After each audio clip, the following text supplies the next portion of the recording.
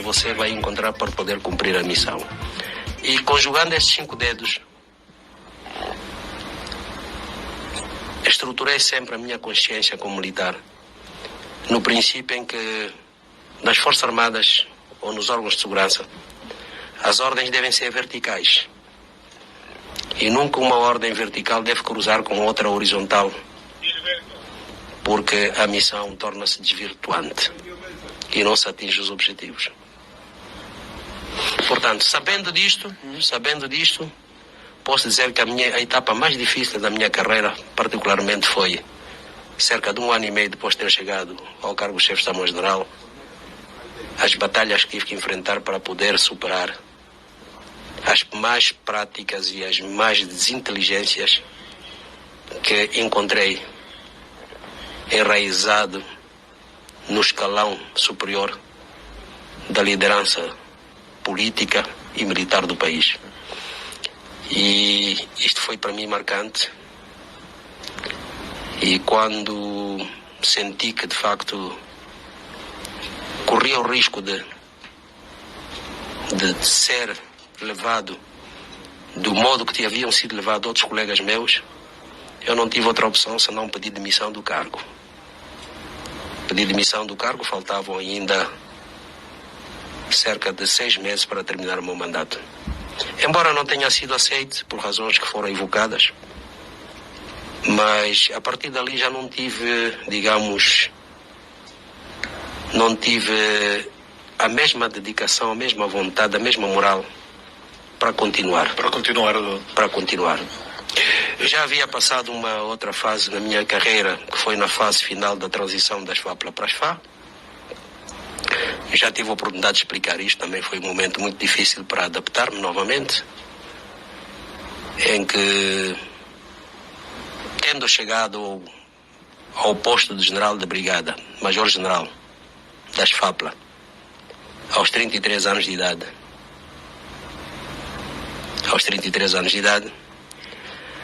e estando à frente de uma frente militar que era a maior frente do país, tanto em termos de dimensão territorial, como também em termos de composição numérica e de equipamentos militares, no fim, na altura da seleção para as FA, me terem comunicado que eu seria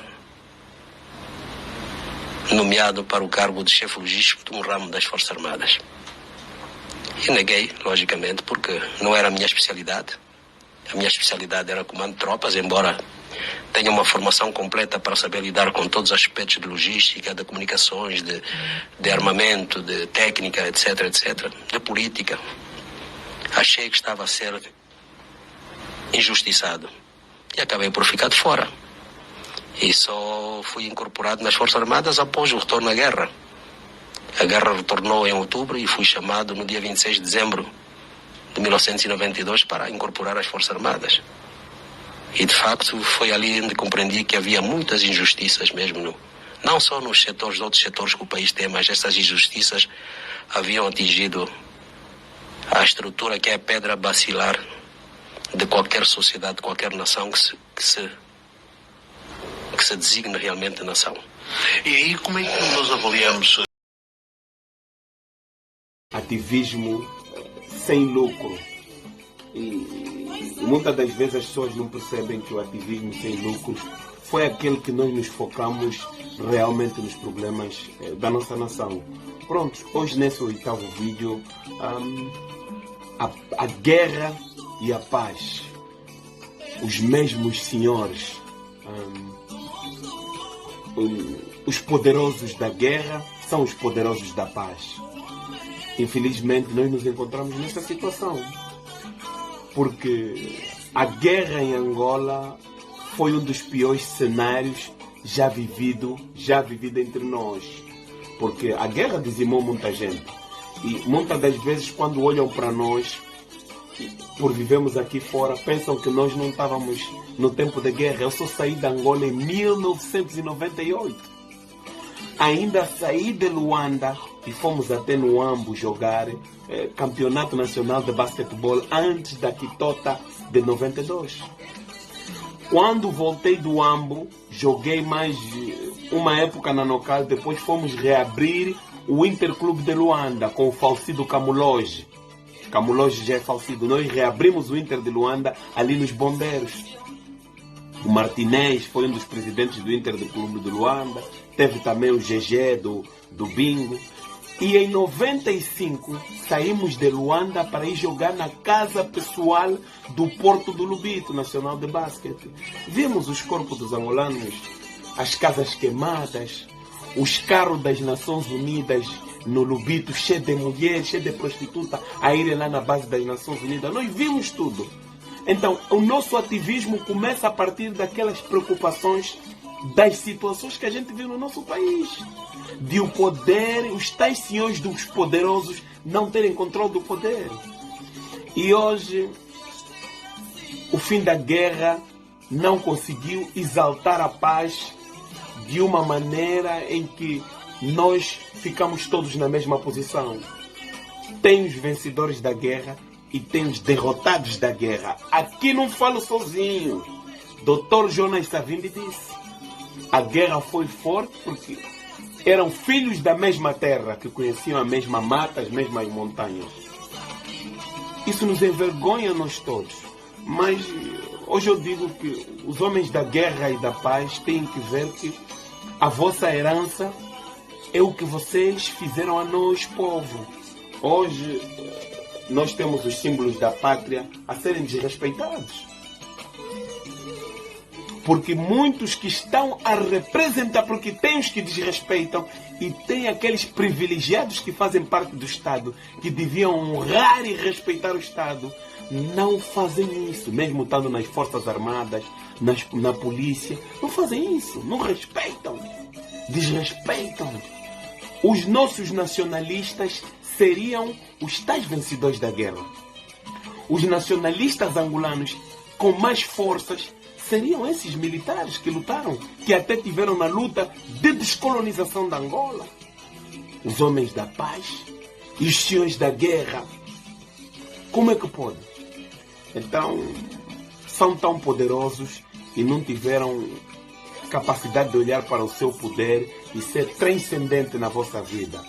E quando alguém lutou para a paz e para a dignidade de um povo, percebe que a nova geração, mesmo fora de Angola, estamos preocupados com o nosso país. Nós não queremos dar um golpe de Estado em Angola. O general Furtado é o maior equívoco. E o general Furtado é uma pessoa muito importante nessa situação, porque nós já não vamos ser os jovens fortes que general Furtado foi. Um homem que cumpriu missão muito jovem, esteve na frente de combate, muito fresco. Nós não vamos ter essa capacidade do general Furtado, não. Aqui temos que lhe respeitar, porque nós fomos enfraquecidos, fomos perseguidos, fomos obrigados a sair da nossa terra. E hoje, distante, quando vimos o grito do povo, que o próprio general Furtado, antes de regressar à governação em Angola, ele também faz parte dos poderosos da guerra, porque ele se gaba que ganharam a guerra. Quando o general Furtado, antes de regressar, ele falou das injustiças, e é o que nós falamos. Hoje o general Furtado diz que nós queremos causar uma subversão, queremos dar um golpe de Estado. É pouca vergonha. Porque a mente de um ser humano não pode estar em dois contextos e nos dois contextos ser bom. O general Furtado é um exemplo para nós analisarmos que se formos bons no tempo de guerra, não seremos bons no tempo de paz. Reforma-te e fica ali, seja um exemplo para a sociedade. Nós já não vamos ser os jovens fortes que ele foi. Portanto, devo dizer que a guerra e a paz, a nós, os angolanos, nos dividiu. Nós hoje temos mais de 20 anos de paz e ainda temos meninos que nasceram nessa fase, não têm cédula, não têm certidão. Não é só falha do Estado angolano, é nós todos angolanos. Como é que estamos a olhar para o futuro da Angola? Como é que estamos a olhar para aquilo que tem o Estado a falar, a continuidade da nossa existência? A pessoa humana angolana tem que haver continuidade da nossa existência, para amanhã poderem levar os símbolos da pátria. Os símbolos da pátria só estarão aqui se nós tivermos pessoas com força. Por isso é que eu disse que nós já não vamos ser como o general Furtado, porque nós fomos tirados da força, prosseguidos, amanhentados, amedrontados. Está a entender? E houve pessoas que sabiam que o povo passou uma fase que houve transmissão de medo e tiravam vantagem desse medo que o povo tinha. Por isso é que você encontra angolanos de outras origens e que maltratam e dizem que esses angolanos não valem nada. Tá vendo? Então o general Furtado é trazido aqui porque ele é um exemplo de tudo isso. Então, não é por mal que a gente fala isso, não é para ofender ninguém, mas é para encontrarmos meio termo e dizer que os homens da guerra e os senhores da paz devem ainda, enquanto em vida, tentar lutar para fazer algo para mudar a nossa atitude, a nossa consciência. Não é aceite que em pleno 2023 um general de patentes que representou o Estado angolano, trabalhou para a formação da nossa nação, tem que ter coragem de não aceitar engraxar o seu sapato na bancada do menino angolano. Porque a Constituição formada por vocês diz que não podemos ter crianças a trabalharem com idade escolar. E eu acho que os senhores da guerra e da paz, de todos os lados, devem refletir isso muito fortemente, porque não tem sido algo efetivo nas nossas vidas. Gica Tetembo, um abraço, continue a acompanhar. Este já é um dos últimos vídeos. Depois vamos fazer para a nossa elite, mas os homens da guerra e os homens da paz, os donos poderosos de Angola, não conseguiram dar tranquilidade ao povo angolano. Não seremos jovens fortes como o general Furtado, porque fomos enfraquecidos. E concluo aqui dizendo que os que foram fortes no tempo da guerra não serão os valentes no tempo da paz. Vamos complicar tudo e o país vai andar assim nesse entrave que nós temos. Angolano contra angolano continua e temos que parar para refletir. Antes de irmos e ajudar os outros povos, nós temos que ser capazes de nos ajudar entre nós. Estamos a ajudar muitos outros, não nos ajudamos como é. Estamos juntos. Digina Geme, Gica Tetembo.